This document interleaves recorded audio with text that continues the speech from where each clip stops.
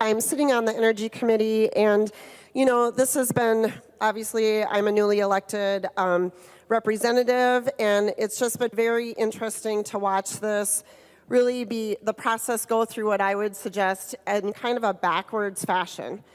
We watched the Clean Energy 2040 or the blackout bill go through in a record amount of time. It went through in just weeks as we sat in this legislative session. And yet, being a member of that committee, being a newly elected representative, we spent little to no time in the committee really discussing things that would be important in making that decision about, you know, megawatts and how much energy we need and where it comes from and the MISO grid. That did not come in the first couple weeks of session as we were coming to make this very important decision. Instead, we had this bill come very quickly. It went through one committee. It did not go through a regular process. And then we set a goal. 2040 carbon-free Minnesota. That was the goal that we set. Point of order, Madam Speaker. Representative Long, for what purpose do you rise? Since 101, we are not debating the 100% clean energy bill right now.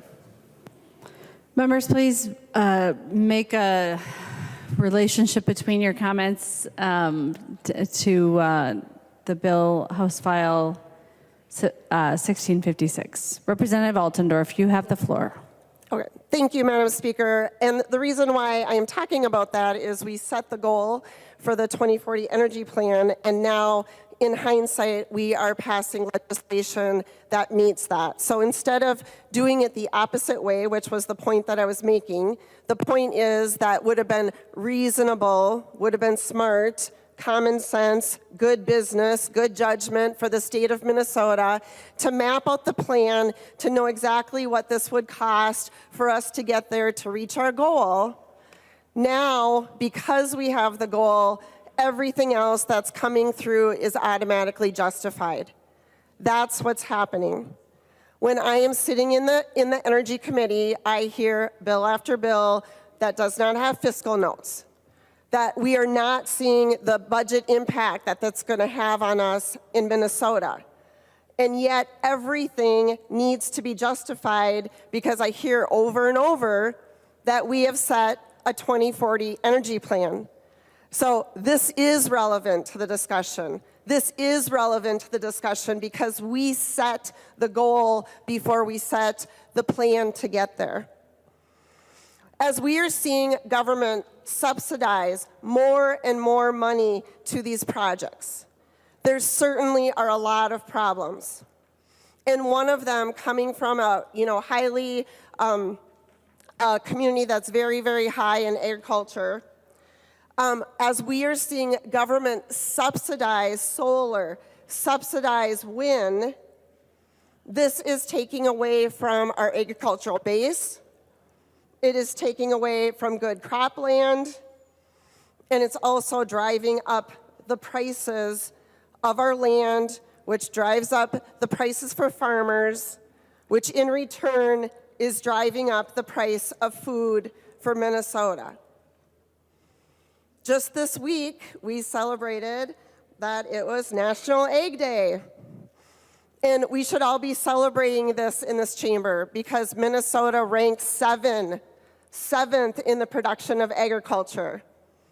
This is a huge portion of our economy. This is a huge amount of dollars that's coming into our economy that then we are drawing taxes from those. And we are not considering the ramifications as we continue to pass bill after bill. We are taking good farmland in Minnesota and converting it over to solar and wind. The future ramifications that this is going to have on Minnesota and on our food.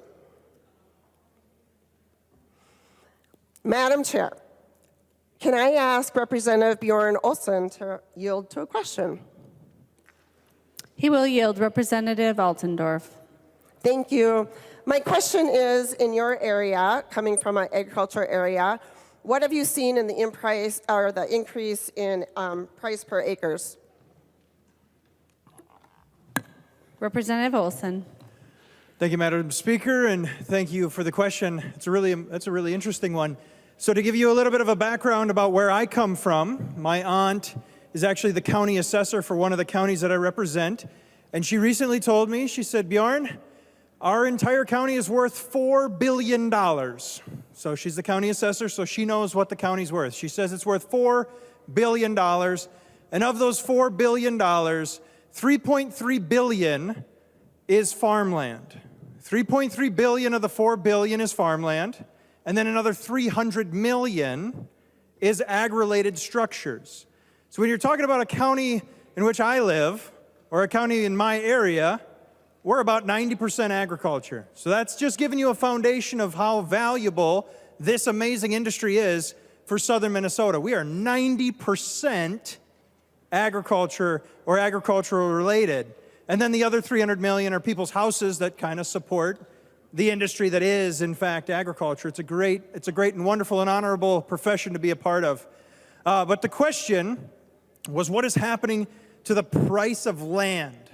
And I'll tell you, members, it has gotten to the point where I, as a young farmer myself, have been priced out of this game. We have a small farm where I come from. I farm about 200 acres myself.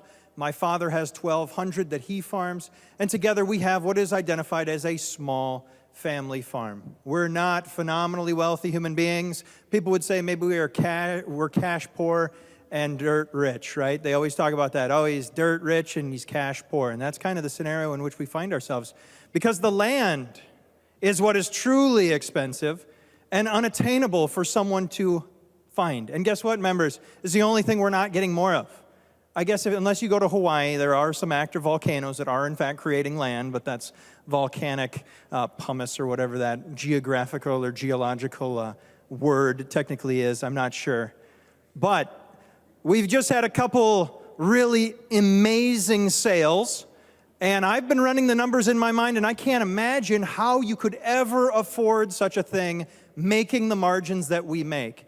And members, in fact, in our local area, we just recently had a farm sell for nearly $14,990 an acre. $14,990 an acre. The individual who bought it, when asked, why in the world would you spend that much money on that land? Because, members, for those of you who don't know, because I'm sure there's a lot of individuals on both sides of the aisle that don't know, we kind of price in our budget. We say if you make a $100 bill at the end of the day on every acre that you farm, you've done okay. If you walk away with a $100 bill, you are okay. So at $14,990 an acre. Representative Olson, I'm going to remind you that the bill that we're debating relates to energy funding. Please address your comments to the bill. Representative Olson. Thank you, Madam Speaker. I would remind the body that the question that was asked to me was, in fact, regarding land prices, and I believe the Speaker recognized me to answer said question. So I do, in fact, believe that regardless of what topic we are talking about, I do believe that I have the floor, and the question that I'm answering was recognized by the Speaker as pertinent to the discussion. That is what I would believe. She can, and that's fine with her if she would like to, but I'm just waiting for it. So, to wrap this up, the individual who bought the land stated, I am not buying it for myself. I'm not buying it for my children. I am buying it for my children's children. Thank you, Madam Speaker. Thank you for the question. I hope I answered it appropriately and well to the point of what was asked of me on this here House floor. Thank you, Madam Speaker. Representative Altendorf. Thank you, Madam Speaker. Thank you, Representative Olson. And this is my point. He is saying that acreage has been driven up just to an obscene amount of money, $14,000. This is driving farmers out of business. This is driving new people who want to take over family farms. They're absolutely not able to do this anymore. And it's a direct result of this money being funneled. The government is funneling money, subsidizing solar, subsidizing wind. So what we're seeing is that investors are coming into auctions in agriculture, and they are buying up large amounts of land. To give you the information on that, this is all related to energy, because as we are pouring the money into solar and to wind, Investors are buying up our land, Minnesota. This is not what we want to do. This is not the direction we want to go. Now, if I was a farmer and I am renting my land to another farmer, actually, Madam Speaker, could I have Representative Jacob yield to a question? Depends on what the question is, Representative Altendorf. It's how much does a farmer get for rent for an acre? Can you relate your question to the bill? Yes, it's about the money subsidizing energy is driving up the cost of our agricultural land, which is eventually going to hurt every Minnesotan as our food is driven up. So it's actually very, very relevant. And who did you ask to yield? Representative Jacob. He will yield. Representative Jacob.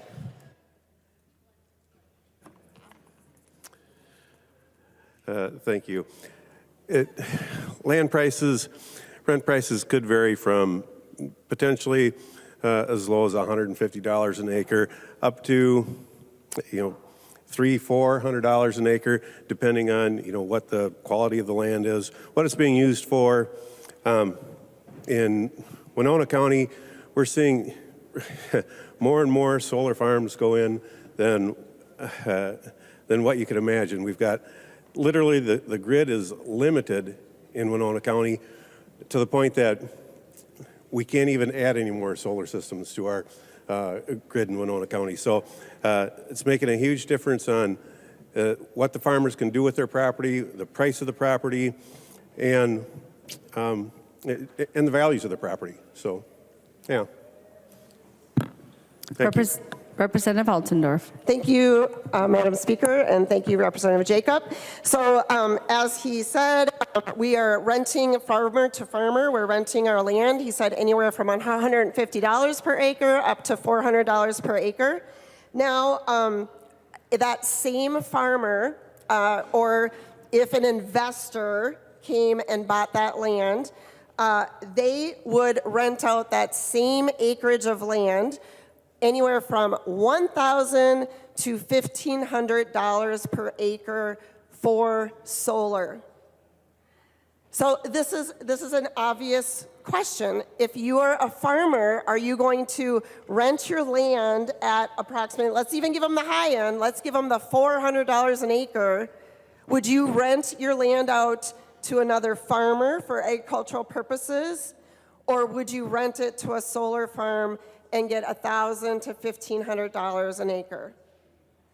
I think that's really obvious to see. And this is the problem that we're having, is that we're falsely driving the market up of land, of agriculture. We're pushing small farmers, startup farmers, generational farms. The next children that are coming from generational farms will not be able to purchase and buy out their land, their farm at these prices. Because the government, us, we are falsely inflating the market by subsidizing these dollars. So my point, we are leaning very heavily towards solar and wind turbines. That's where we're investing our money. And yet, if you go to Bloomberg, which is a very liberal publication, they just came out, it was like in the last month, and they said, wind turbines are falling over. You can look it up. So we are now moving towards wind turbines that have a shelf life of approximately 20 to 25 years. And we're going to pretend that this is green, that this is a good way for us to go in Minnesota. If you were someone that lived 80 to 80 years old, which I think is a pretty average age for most people, do you think it is a very green, an energy efficient, reliable way to replace wind turbines 4 times over your life? Have we all seen the size of wind turbines? Also, to be noted, these are not recyclable. So when the wind turbines are falling over, we are landfilling them. That just doesn't seem like a very green way to go with our energy and for Minnesotans to be spending our money in this direction. If you ask any person, I would venture to bet that everybody wants clean energy. But we want to do it in a way that's safe, reliable, affordable, and this is not any of those things. We are setting rural Minnesota, greater Minnesota up for failure. As the metro area is pushing and pushing this agenda, they are pushing the infrastructure, the solar panels, the wind turbines out to the agricultural districts. They are taking our farmland, which again, I'm going to say it again, is driving up the price of food. That affects every person in Minnesota. And this is something that we should not take lightly because this has just started. There's many other ways that we could do this. We could make sure we could pass legislation right here in this body that we are doing things like a solar garden or over a parking lot. Why are we allowing Minnesota, our farmland, to be used for these projects? Why are we pushing it out of the metro where you're not looking at it every day here in the metro, but it's going to drive up the price of our land? You also can look, I like to use things that you can easily look up. So please go ahead and Google, the largest solar farm in the world is being put in Indiana. This solar farm is 13,000 acres. You can look it up. You can look it up. 13,000 acres in Indiana. That is 2 million solar panels. 2 million. Think of the resources that it would take to put that many solar panels on 13,000 acres. And every time we are taking this agricultural land out of production, we are hurting the consumers of Minnesota and of America. We cannot continue to afford to do this. So today I ask that we say no to this bill. Please vote no against it. And let's reevaluate. And please, we could do clean energy in a more responsible way without subsidizing it to this level. We can do clean energy without subsidizing nonprofits and groups that are taking all of this money from the taxpayers' dollars, and then it's driving up our agricultural land, driving up our food prices. Vote no.